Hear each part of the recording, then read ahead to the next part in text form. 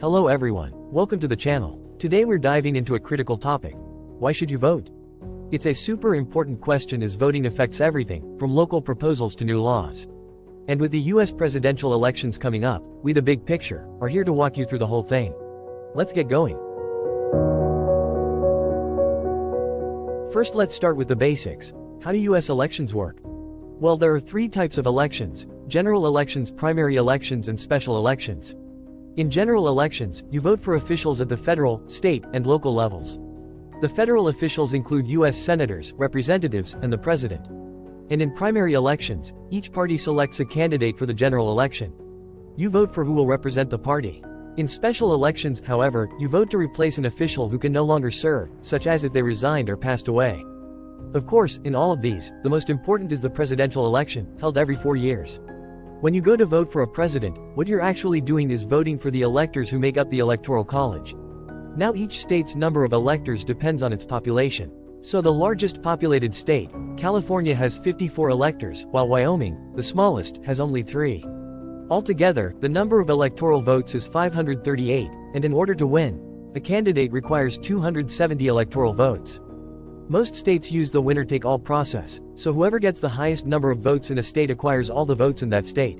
This is why candidates focus on swing states that could go either way while paying less attention to states that strongly favor one party.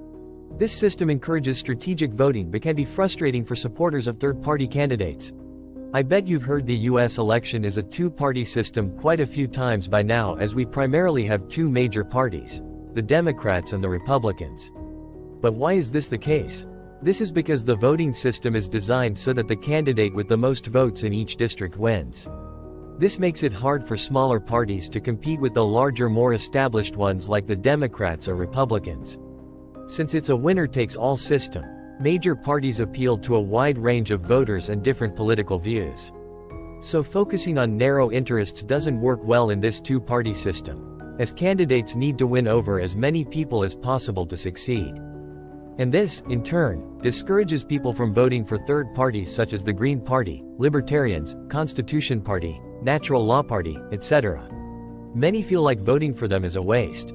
This can lead to polarization and a toxic political culture. In such an environment, negotiations become difficult. This also greatly impacts democracy, the media, and politics. When people stay loyal to one party, it shuts down different opinions that could help solve important problems. The result? Radical ideas become more popular, while parties that support balance and diplomacy are often overlooked. Needless to say, there are several major problems with the two-party system. The first challenge is limited voting options. And young people want more choices in politics.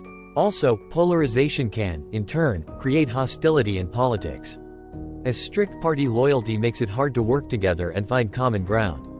It prevents progress on important issues like climate change, healthcare, and equality, making people see issues as either one way or another. But this isn't just a theoretical problem. It leads to extreme views and stalls important decisions on budgets and bipartisan social measures that affect infrastructure, education, and immigration. Without compromise, the public may become disillusioned with politics and choose to disengage. If this happens, we may go back to the atrocious time when the choice of the majority was not reflected in the elections, rather only a select fews. To understand this, we need to take a look at how voting rights have changed in the US over the years. The first presidential election was held in 1788 to 89. However, only white men who owned property were allowed to vote. Fast forward to today, we've made huge progress in the fight for voting rights. The 15th Amendment, passed in 1870, gave African American men the right to vote. Later, the 19th Amendment, passed in 1920, allowed women to vote. These were important achievements that took many years to accomplish. However, there were still barriers in place, like poll taxes and literacy tests, designed to limit the voting rights of minorities. We need to understand this history to recognize today's ongoing struggles. Since the 1965 Act that aimed to protect voting rights, some states have implemented strict ID laws and voter roll purges. These tactics continue to impact some citizens' ability to vote, highlighting the current fight for voting rights for all people of color. Well, then what are the alternatives for the two-party model? One option is proportional representation. In this model, parties receive seats based on the number of votes they get. This approach encourages a wider range of political views and often leads to more political parties. Another is ranked choice voting, known also as instant runoff voting. It's a simple model where voters can rank candidates by preference, first, second, third, and so on. If the first choice can't win, their vote goes to the next choice. This leads to better choices, improved campaigns, and greater representation. That's why it's becoming the fastest growing voting reform in the country. It should be mentioned here that the Fair Representation Act suggests creating multi-member districts to bring more diversity to those elected to Congress.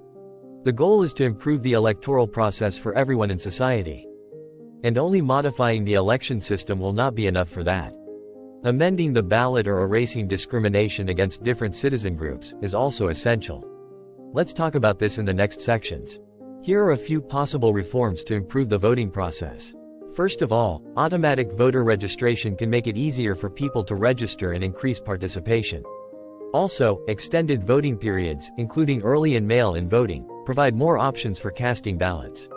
Next is civic education. It is crucial as well, as it helps people understand their voting rights and how to use them. Lastly, combating misinformation is important for ensuring voters have accurate information about candidates and issues, allowing them to make informed choices. We all know how race affects society, so let's examine its role in U.S. elections. Race and ethnicity play a significant part in voting. Jim Crow laws and other injustices still exist today, acting as barriers for people of color trying to vote. In today's America, people of color face a decline in voting rights and intimidation.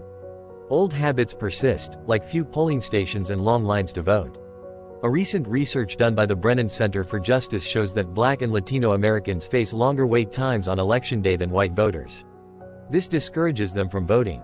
According to a center analysis of the U.S. Census Bureau data, an all-time high of 24 million naturalized Americans will be eligible to vote this year. This accounts for 1 out of 10 voters.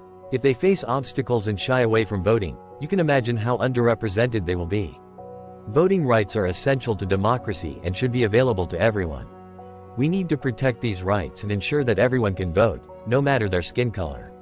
Now that we have got that covered, let's address the elephant in the room now. Why should you vote? Well, because your voice matters. This is the simplest and most straightforward answer you can get. Elections impact important areas like education, healthcare, and safety by choosing the right issues and leaders. Every vote can help shape decisions that affect us, our society, and our future. And this is your chance to make a difference. Also, voting is not just a right but also a duty and a chance to share your concerns and chosen priorities.